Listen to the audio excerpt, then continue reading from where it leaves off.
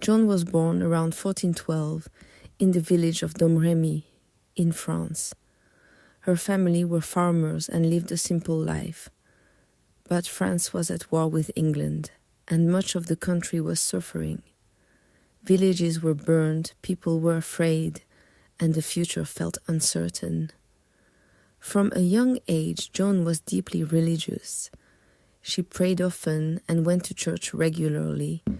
When she was about 13, she began to hear voices she believed came from saints, Saint Michael, Saint Catherine, and Saint Margaret. These voices told her that God wanted her to help the rightful king of France and protect the country. Joan did not understand how this could be possible.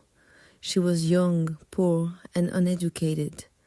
She had no weapons, no power, and no position. But the voices did not stop.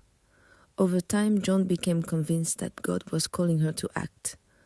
At 17, Joan left her home and traveled to see Charles, the man she believed should be crowned King of France. At first, no one took her seriously. She was questioned, tested, and doubted. But Joan spoke with confidence and faith, and eventually Charles allowed her to join the French army. Joan wore armor and rode with soldiers into battle.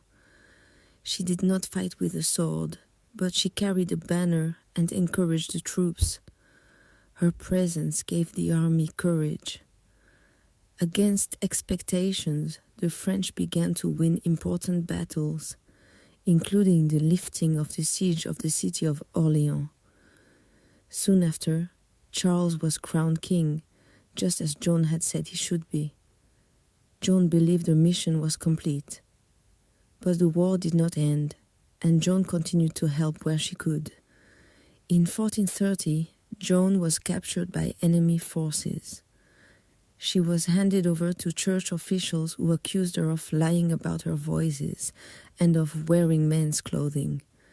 Joan was questioned for months while imprisoned.